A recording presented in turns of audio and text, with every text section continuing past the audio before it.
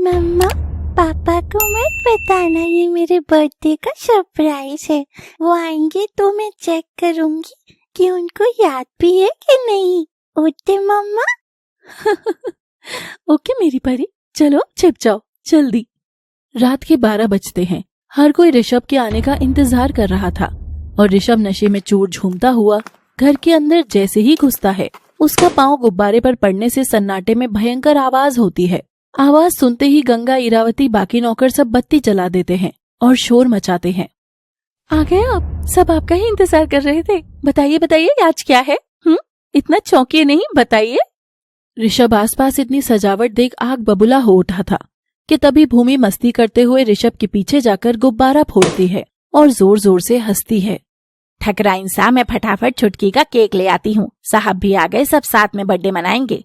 हाँ जाओ जाओ जल्दी जाओ, और भूमि के पीछे से आना ताकि केक देखकर वो भी सरप्राइज हो जाए कि केक उसकी माँ ने अपने हाथों से बनाया है। उधर भूमि ओवर एक्साइटेड हो उठी थी। पापा आ गए आप? ये देखो बलून, अच्छा है ना? मम्मा ने बुलाया। देखो पापा कितना बाउंसी भी है। खेलो ना मेरे साथ। पापा पापा खेलो ना। ये देखो, ये बाउंसी बलून। बंद करो ये तमाशा, तुम सब पागल वागल हो क्या? मैंने कहा अभी बंद करो ये गाने का शोर भी। ऋषभ की फटकार से पूरी हवेली ही कांप गई थी। ऋषभ पलटकर भूमि के हाथ से उसका पसंदीदा गुब्बारा लेकर उसे गुस्से से पांव तले कुचलकर फोड़ देता है। भूमि सहम जाती है। तभी चहकते हुए जब इरावती केक लाती है और खुश होते हुए उसे ऋषभ के सामने और भूमि के सामने करती है, तो ऋषभ इरावती को भी घूर के देखता है और केक उठा करके एक झटके में उसे फेंक देता है। ऋषभ को भूमि की एक्साइटमेंट को तोड़ते हुए एक सेकंड का भी समय नहीं लगता है। वहाँ खड़ी भूमि की आंखों में मोती जैसे मोटे मोटे आंसू थे और दबी दबी सुबकियां भी। पीछे खड़ी गंगा समझ नहीं पा रही अचानक से ऋषभ को हुआ क्या है। फूलों की तरह रखने वाली नाजुक सी बेटी के साथ ऋषभ कांटों जैसा बर्ताव क्यों कर रहा है?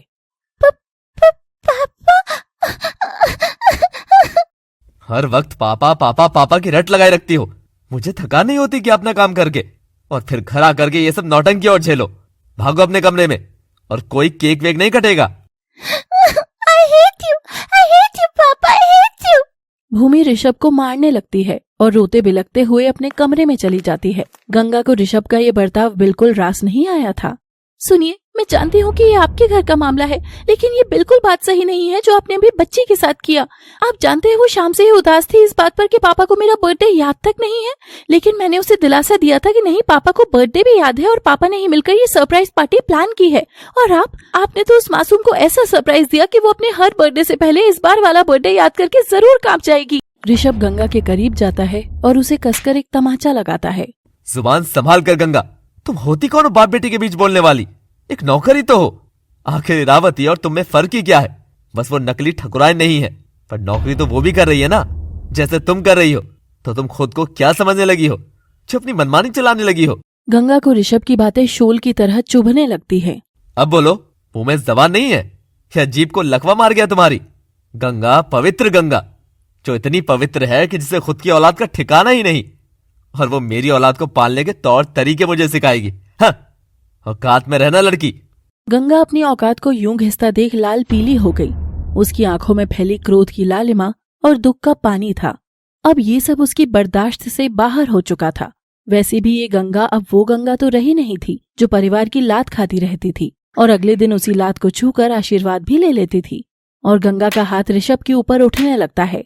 हाय दैया, मारे गए आज तो। मालकिन मालिक के ऊपर हाथ उठा रही है। राम राम राम राम, घोर कलयुग बप्पा, घोर कलयुग ये तो। लेकिन तभी ऋषभ गंगा का हाथ बीच में ही रोककर खुद उसे कसकर तमाचा लगाता है। गंगा हैरान सी गाल सहलाती रह गई और फिर ऋषभ उसकी कलाई कसकर थाम लेता है। ऋषभ के मुंह से गंगा को शराब की गंध आती है तो वो मुंह फेरती है, मगर ऋषभ गंगा का मुंह भींचकर अपनी तरफ करता है। क्यों, बदबू आ रही है मेरे इस दुख से तुमको? हाँ, बदबू आ रही है ना? आखिर क्या जानती हो तुम जो इतना हक जताती रहती हो हम सब पर?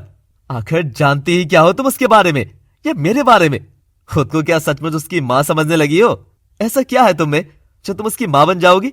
एक नाटक को इतना सच मत करो कि कल जब वो नाटक खत्म हो तो मेरी भूमि वो डरावनी असलियत बर्दाश्त न कर पाए। ये सब मैं उसी के लिए कर रहा हूँ। जानती हो क्यों फेंका मैंने वो मीठा केक? जानना चाहोगी? अरे रावती, तुमको तो याद होगा ना। तुम कैसे भूल गई आज का दिन? कैसे भूल गई? आप सब कैसे भूल गए आज का दिन? ऋषभ की नरम आवाज अचानक कड़क हो चली थी। इरावती के दिमाग की भी बत्ती जल उठती है और वो गंगा की ओर देखकर चुप होने का इशारा करती है, लेकिन गंगा ठहरी गंगा वो इशारा नहीं समझती है और ऋषभ को पूरी बात बताने को कहती है। आज 14 मार्च है, भूमि का जन्मदिन नहीं बल्कि मेरी नर्मदा की पुण्यतिथि। आज वो 2 साल पहले मुझे छोड़कर चली गई थी और जाते जाते इस तारीख से सारी खुशियां भी चुरा कर ले गई थी। जिस दिन मेरी पत्नी ने देह त्याग दिया था, आखिर उस दिन को मैं मुंह मीठा कैसे करूं? भूमि तो बच्ची है, तारीखों में नहीं उलझेगी। वैसे भी उसके लिए तो उसकी माँ जिंदा है, मगर मैं जानता हूं ना कि मेरा ये जहान नर्मदा के बिना कितना खाली हो गया है। और ऋषभ रोता हुआ बिलखता हुआ लड़खड़ाता सा अपने कमरे की ओर बढ़ता हुआ आगे बढ़ता है। Happy death day to you dear wifey, happy death day to you. Rishabh अपने कमरे का दरवाजा खोल ही रहा था। गंगा अपना गाल सहलाते हुए सुबक्कर अभी हुए इस तमाशे को समझना चाह रही थी। गंगा इरावती के पास जाकर कहानी पता लगाने की इच्छा बताती है, मगर इरावती अपना सिर पीट लेती है। सत्यानाश जाए इस घड़ी का, 3री बार सेल बदलवाया है फिर बंद हो गया। ये कबाड़ी वाला भी दाम नई घड़ी के लेता है और देता है 3rd हैंड 4th हैंड। कल मैम साहब की पुण्यतिथि है, कितनी सारी तैयारी करनी है, पंडित को भी बुलाना है, सब मुझे ही करना है। छोटी मालकिन चलिए आप भी सो जाइए। इरावती, मैं जानती हूँ तुम जानबूझकर मुझे लखनऊ की जगह अमेरिका घुमा रही हो, जबकि मेरे सारे सवाल किसी अमेरिका लंदन में नहीं बल्कि इसी हवेली में है। तो मुझे बताओ आखिर ठकुराइन सा के साथ हुआ क्या था? मुझे तो लगा था कि या तो वो किसी लंबी छुट्टी पर गई है, तभी ठाकुर सा को बैकअप के लिए कोई चाहिए होगी, लेकिन आज मुझे मालूम हुआ कि मगर कैसे? वो मालकिन वो। ऋषभ उधर अपने कमरे का दरवाजा खोलता है तो उसे पंखे से लटकती 2 टांगे नजर आती हैं और जाकर उनसे लिपटकर बहुत रोता है। वो मैम साहब ने उन्होंने आत्महत्या करी थी, खुद को पंखे से लटका दिया था। गंगा ये सुनकर चौंक गई थी। आखिर इतनी जिंदा दिल औरत ने खुद को खत्म करने का रास्ता क्यों चुना होगा? ये सवाल गंगा के भीतर हथौड़े मार ही रहा था कि तभी उसे कमरे से ऋषभ के बिलखने की आवाज आती है। गंगा दौड़कर उस तरफ जाती है। ऋषभ देखता है कि पंखे से उसकी नर्मदा झूल रही है। उसके हाथ में एक चिट्ठी थी। ऋषभ बिलखता हुआ चिट्ठी पढ़ता है। अब और बर्दाश्त नहीं हो रहा है, तुम अपना और भूमि का ख्याल रखना, तुम्हारी नर्मदा। नर्मदा, ये क्या कर दिया तुमने? गंगा देखती है कि ऋषभ वही दृश्य याद करके टूट रहा था बार बार। वो दौड़कर उसे अपने आंचल से लगा लेती है। वो ऋषभ का माथा सहला रही थी, चूम रही थी। ऋषभ गंगा को कसकर थामता है, जैसे एक डरा बच्चा माँ के आंचल से लिपटता है। आखिर क्यों चली गई नर्मदा तुम? सब ठीक हो जाता ना, हम मिलकर बर्दाश्त करते। बर्दाश्त? क्या बर्दाश्त? इस दुनिया जहान का दुख और नर्मदा का हद से ज्यादा सरल और अच्छा होना भी हमें बर्दाश्त करना पड़ रहा था। नर्मदा अपना सुख लोगों में बांटने में इतना डूब गई थी कि वो सबके दुख खुद से लगाने लगी थी, जिसके चलते वो धीरे धीरे मायूस रहने लगी। पागल अक्सर ऋषभ से कहती थी कि जब बाहर सड़क पर भटक रहे भूखे लोगों ने ही खाना नहीं खाया होगा, तो मैं भी ये खाने की थाल डिजर्व नहीं करती हूँ। ऋषभ, जाना, जिंदगी ऐसे नहीं चलती है। हम सबका दुख गायब नहीं कर सकते हैं। जिनके नसीब में दुख लिखा है उसे वो मिलना ही है। मगर नर्मदा ये बात समझ नहीं पा रही थी। उसे लगता था कि वो ऐशो आराम लेने के लिए नहीं बल्कि लोगों को आराम देने वाली जिंदगी के लिए बनी है। और एक दिन सड़क पर जब ऋषभ नर्मदा की गाड़ी खड़ी थी, तब एक औरत ऋषभ की गाड़ी का कांच खटखटाती है। ऋषभ जैसे ही कांच उतारता है, वो झट से अपना पल्लू गिरा देती है। छी छी, ये आप क्या कर रही हैं? हम ठाकुर हैं मगर अय्याश नहीं। आपको लाज नहीं लगती है छिछोरापन करके कमाने में? लाज लगाऊंगी तो वो मेरी बच्ची आज का दूध कैसे पी सकेगी? मैम साहब, आप बीवी के साथ है, आगे निकलिए, मैं किसी दूसरे मर्द को ढूंढती हूँ। अगर आज कोई भी नहीं मिला तो मेरी बच्ची भूखी रह जाएगी। और मैम साहब, अपनी बेटी का पेट भरने के लिए अगर मेरा पल्लू सड़क पर गिरकर पैसा दे सकता है तो मैं ये करने से लजाऊंगी नहीं। ठीक है, तुम जाओ यहाँ से और ये रखो कुछ पैसे। क्या साहब, जिस्म बेचकर मेहनत का खाती हूँ, तुम मेरे खरीदार ही नहीं तो मैं पैसा किस बात का लूं? भीख नहीं चाहिए साहब, बेटी भूख सह सकती है मगर भीख की खुराक नहीं। नर्मदा खिड़की से झांककर सड़क किनारे बैठी उसकी रोती बेटी को देखती है, जो लगभग भूमि जितनी ही थी। वो हाथ देखकर माँ को बुला रही थी, लेकिन माँ अगर उसे सीने से लगाती तो पल्लू गिराकर जिस्म का सौदा कैसे करती। ऋषभ गाड़ी लेकर वहां से निकल तो जाता है, लेकिन नर्मदा की आंखों में वो सीन फिट हो गया था। उस रात घड़ी में 12 बजे थे। भूमि का बर्थडे था आज। जाना, मैं केक लेने जा रहा हूँ, तुम तब तक हमारी परी को उठाओ। ऋषभ तो चला जाता है और नर्मदा भूमि को सहलाने लगती है। वो भी तेरे जितनी ही थी। क्या तमाशा है किस्मत का, एक बच्चे को निवाला पूरा नहीं पड़ता है और एक के पास 56 पकवान तैयार है। मैं चाहकर भी समाज का दुख दूर नहीं कर सकती और ये दुख मैं देख भी नहीं सकूंगी। ये मुझे भीतर से खोखला कर रहा है ऋषभ। मेरी बच्ची, मेरी अगर यही हालत रही तो मैं तुम सब पर बोझ बन जाऊंगी। इस दर्द को खत्म करना होगा। नर्मदा उठकर दूसरे कमरे में जाती है और अपना साड़ी का फंदा बनाती है और बस लटक जाती है। ऋषभ लौटता है। हनी, मैं आ गया। ऐसा जबरदस्त केक लेकर आया हूँ कि बेटी तो क्या, माँ भी इम्प्रेस हो जाएगी आज। और ऋषभ जैसे ही दरवाजा खोलता है, सामने नर्मदा की झूलती टांगे थी। ऋषभ खुद फर्श पर था। पास में भूमि के जन्मदिन का केक था और सब वहीं खत्म हो गया। सचमुच नर्मदा का दुख तो खत्म हो गया था, लेकिन जो दुख वो ऋषभ और भूमि को दे गई थी, उसका क्या? गंगा की आंखों से बह चली थी गंगा धारा। वो हैरान थी नर्मदा का ऐसा कोमल मन देखकर। अब देखिए, क्या गंगा ऋषभ नजदीक आ रहे हैं? अगर हाँ तो इस शिकारी का क्या हुआ? जानने के लिए देखते रहिए लव सिटी की ये कहानी लगातार। Please do like, share, comment and subscribe. Thanks for watching. Ganga रोते हुए अपने कमरे में चली जाती है और आईने के सामने बैठकर खुद को देखती है। तुझे तो लगता था ना गंगा कि सबसे ज्यादा अभागन तू ही है। सबसे ज्यादा दुख तेरे ही चेहरे पर चिपका है। कभी दुनिया की ओर देखती तो लगता कि हर चेहरा कितना दुखी है, कितना मायूस है, कितना उदास है। अपनी बीवी को यूं मरते देखना कितना बड़ा दुख होगा ऋषभ के लिए। वो बच्ची जो आज के दिन रब से अपने जन्मदिन के तोहफे में ढेरों खुशियां मांगती है, वो तो ये जानती तक नहीं है कि आज के दिन ने उससे उसकी माँ छीन ली थी। ये क्या खेल रचा है तूने भगवान? जब शीशे के महल बनाते हो तो उनमें खुशियां तो भरा करो तुम।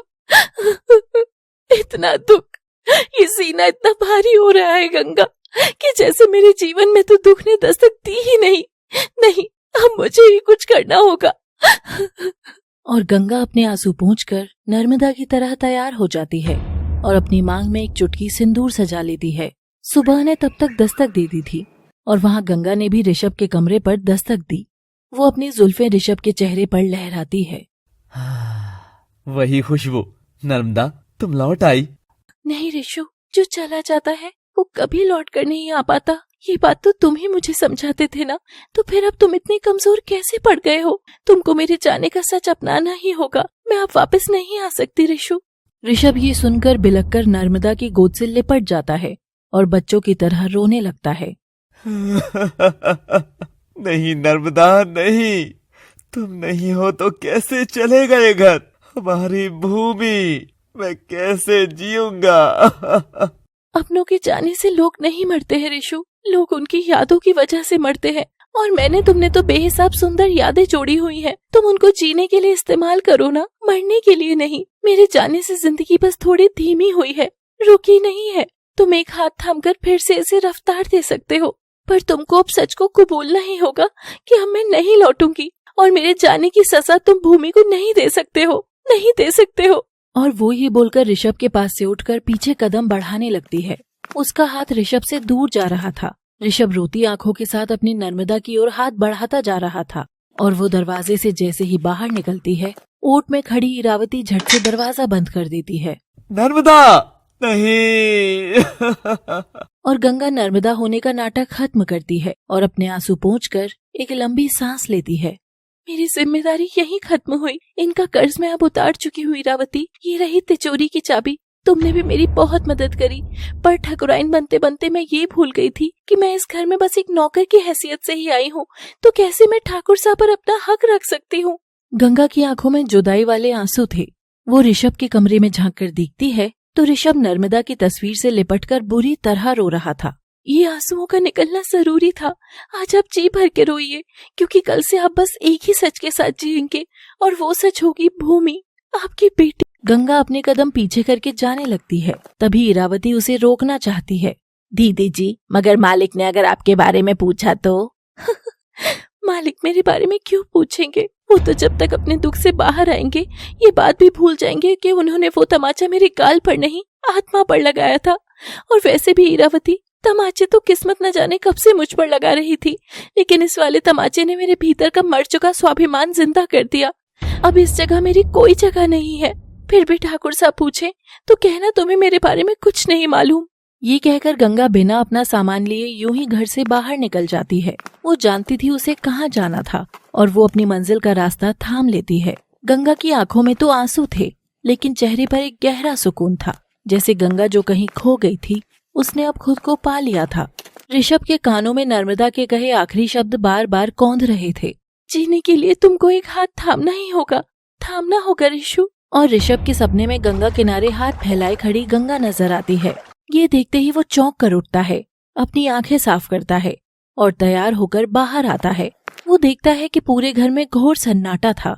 आसपास फूटे गुब्बारे थे। इरावती सफाई में लगी हुई थी। ऋषभ किसी से कुछ नहीं बोलता है और वो सीधे बाहर चला जाता है।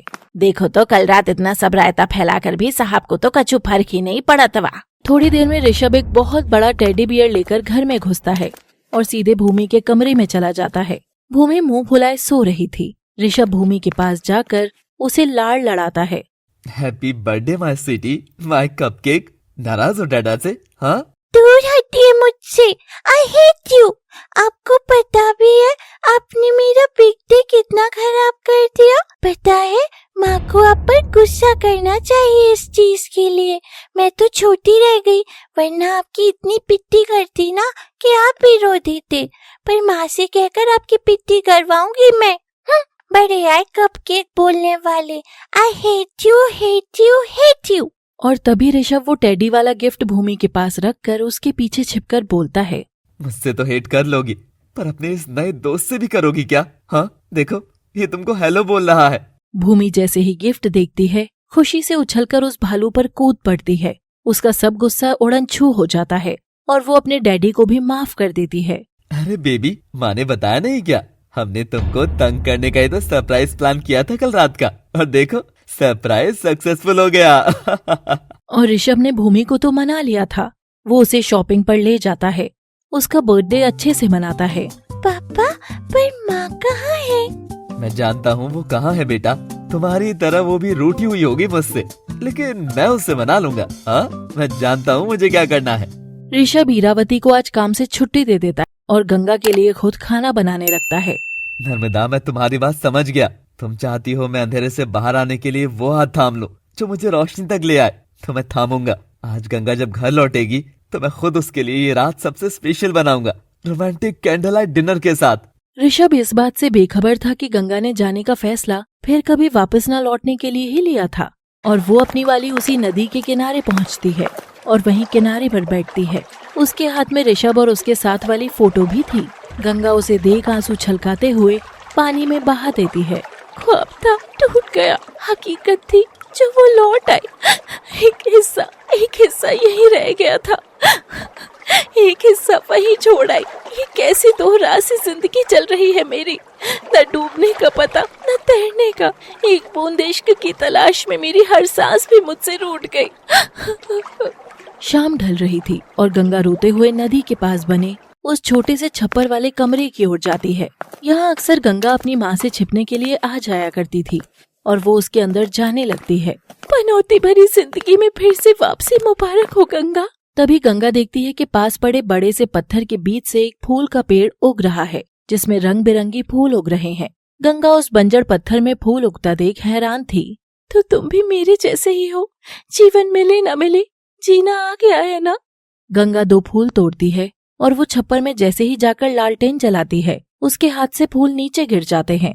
वो कांपने लगती है, उसकी जुबान चिपक रही थी, आंखें बाहर आ गई थी। गंगा देखती है कि सामने सागर खड़ा था, जिसकी आंखों में आंसू थे। वो गंगा की ओर कान पकड़ कर खड़ा था। गंगा उसे जैसे ही देखती है, लड़खड़ा कर जमीन पर गिरने लगती है और सागर आकर उसे बाहों में थाम लेता है। गंगा, मैं जानता था ये तुम ही हो गंगा, ये तुम ही हो। मेरा दिल कहता था कि तुम ही हो गंगा, तुम ही हो। सागर गंगा को कसकर थामकर सीने से लगाता है और उसे शांत करने लगता है। उधर ऋषभ ने रात के कैंडल लाइट डिनर की पूरी तैयारी कर ली थी और वो कुर्सी पर बैठकर गंगा का इंतजार करने लगता है। गंगा सागर की बाहों में खुद को पाकर उसे जोर से धकेलती है और उसे बहुत मारती है।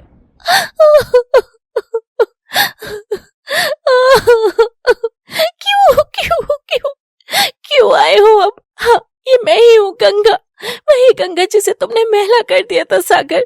क्या मिला था?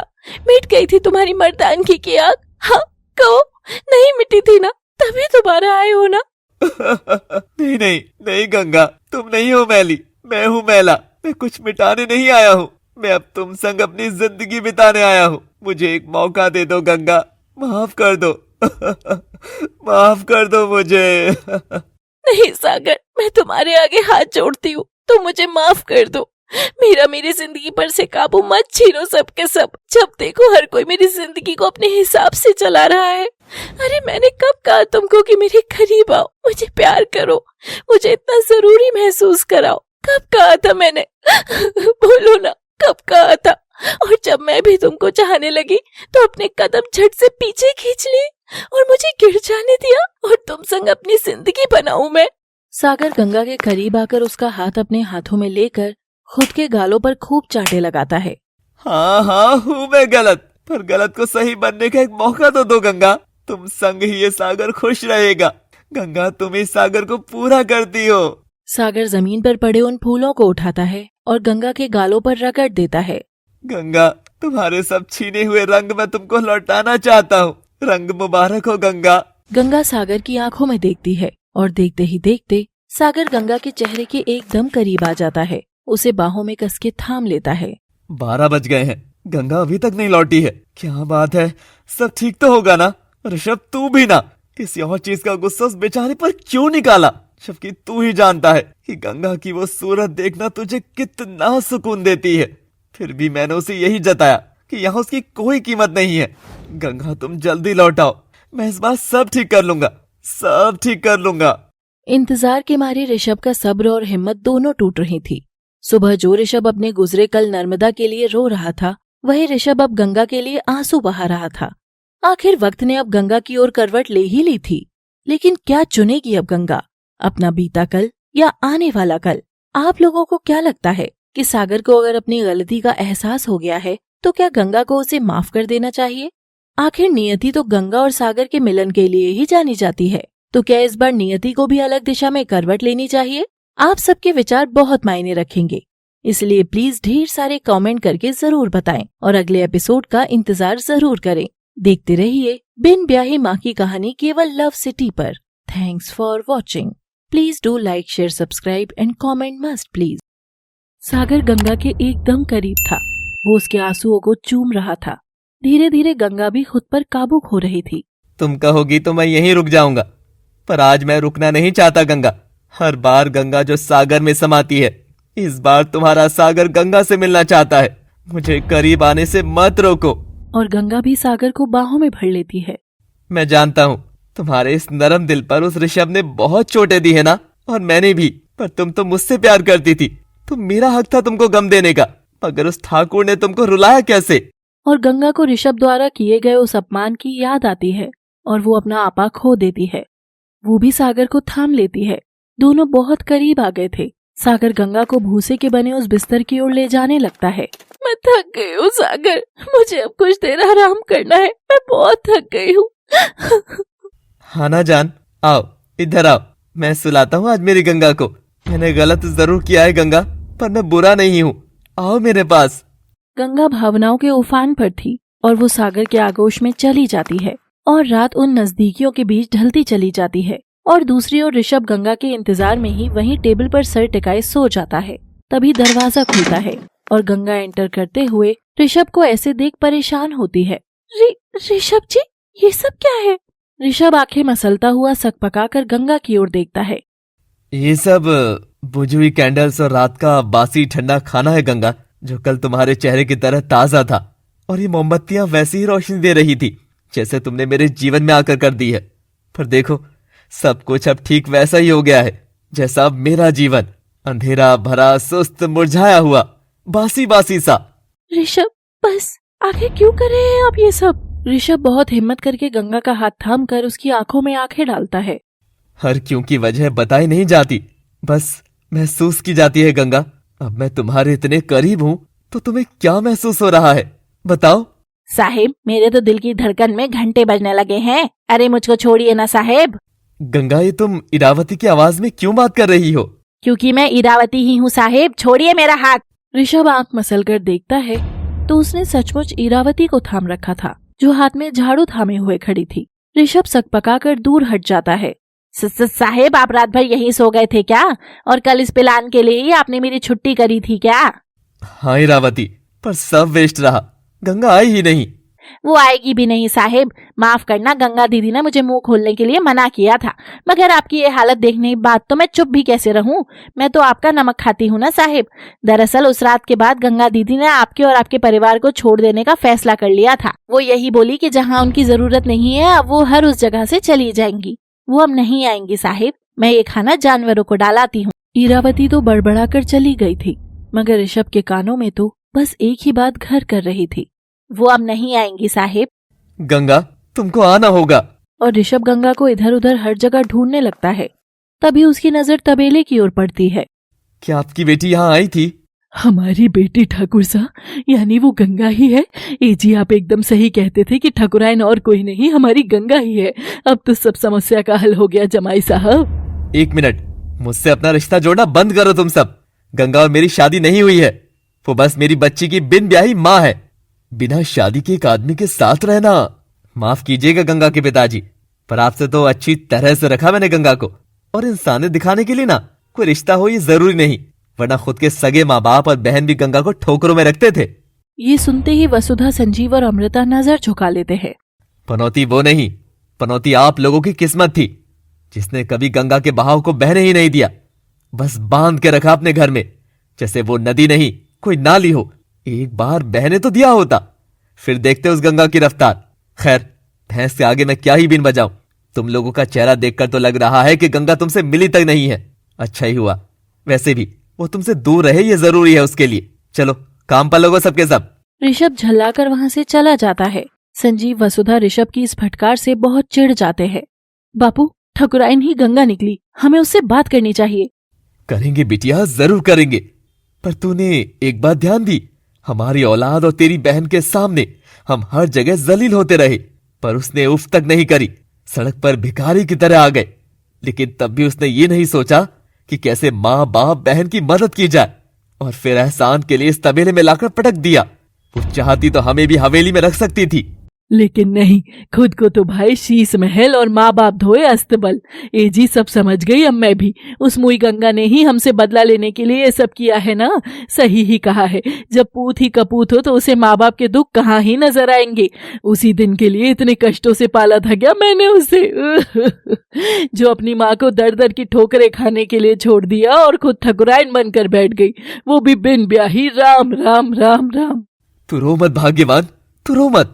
अब हमें उससे उसी की बोली में बात करनी होगी। वो ठकुराइन नहीं गंगा है, ये बात हमें पता लगी है ना, जनता को तो नहीं। अब देख कैसे मैं इस ठाकुर की हेकड़ी पर चोट करता हूँ। कृष्णा भी कहीं उस गंगा के चक्कर में तो मुझसे टेढ़ा नहीं हो गया। आखिर माजरा क्या है मुझे जानना ही होगा। ऋषभ कुलगुरु की मदद से गंगा की सब डिटेल लेकर वो सब जगह देखते हैं जहाँ वो हो सकती है, मगर वो कहीं नहीं मिलती है। तब उसे ध्यान आता है कि गंगा अक्सर खिड़की से दिखने वाली उस नदी का जिक्र करती थी, और ऋषभ वहीं जा पहुंचता है। वो देखता है कि नदी किनारे तो कुछ भी नहीं है। अचानक तेज बारिश होने लगती है।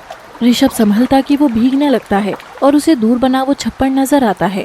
वो उस ओर बढ़ने लगता है। उधर छप्पर से रिसकर बारिश अंदर आ रही थी। भूसे के ढेर पर सो रहे गंगा और सागर भीगने लगते हैं। गंगा के चेहरे पर बारिश का गिरना उसकी नींद खोल देता है। वो बारिश गिरने से खुश थी। बारिश मेरा सबसे पसंदीदा मौसम। जब बारिश की बूंदें चेहरे पर गिरती है तो लगता है जैसे वो मुझे चूम रही हो। और गंगा इठलाते हुए छप्पर से आ रही बारिश में झूमने लगती है। सागर की भी आंख खुल गई थी। वो उसे इतना खुश देख खुद भी खुश हो रहा था। मुझे बारिश में नहाना है। वो इतना बड़ा आसमान बाहर मेरा इंतजार कर रहा है। अब मैं खुद को इस छप्पर में कैद नहीं कर सकती हूँ। हाँ, मुझे बाहर जाना चाहिए। गंगा खुश होकर सीधे छप्पर से बाहर निकलती है। दूर आ रहे ऋषभ की नजर गंगा पर पड़ती है और उसकी आंखों में चमक आ जाती है, और वो कदमों की गति को बढ़ाता हुआ गंगा की ओर बढ़ता है। गंगा बारिश में इठलाते हुए छपाक करने लगती है। आजादी, आजादी की बारिश कितनी लुभा रही है ना मुझे सागर। और तभी सागर भी छप्पर से बाहर आकर गंगा का पल्लू थाम लेता है और उसे गंगा से लिपटाते हुए उसके करीब होने लगता है। ऋषभ जैसे ही ये नजारा देखता है उसके कदम खुद ब खुद भारी होकर रुक जाते हैं।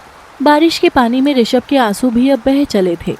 मैंने देर कर दी ना गंगा, हाँ मैंने देर कर दी।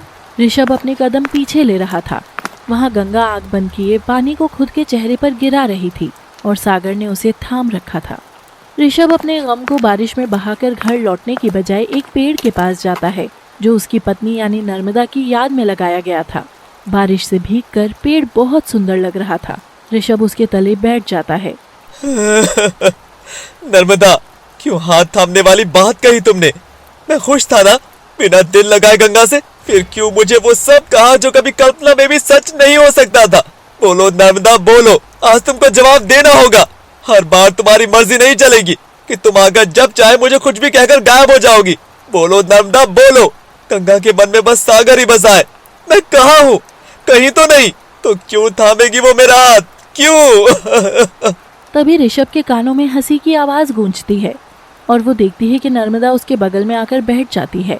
वो मुस्कुरा रही थी। ऋषभ उदास था तो वो उसकी गोद में सो जाता है।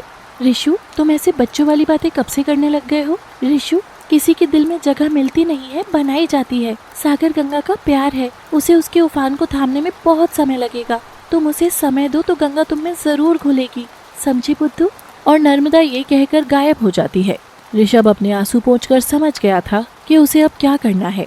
सागर गंगा के करीब आ रहा था। सागर रुको, मुझे अभी भी एक शंका है कि क्या मेरा दिल तुम्हें अभी भी चाहता है कि नहीं? डाउट, वो भी मुझे लेकर? अरे मेरे जहन में तुम्हारे अलावा और होगा ही कौन? इस गंगा पर बस मेरा हक है, मेरा। गंगा बस सागर की ही हो सकती है। और सागर बेकाबू होकर गंगा को बाहों में थामकर उसे चूमने लगता है, लेकिन गंगा उसे बार बार रोकती है और फिर जोर से धक्का मारकर दूर करती है। बस सागर बस, मैंने कहा ना बिना शंका दूर हुए नहीं। तुम मेरे साथ उसी जगह चलो जहाँ हम तुम पहली बार मिले थे। सागर गंगा के साथ नदी के उसी किनारे पर जाकर खड़ा हो जाता है। गंगा सागर के साथ अपनी पहली मुलाकात की हंसी ठिठोली याद कर हंसती है।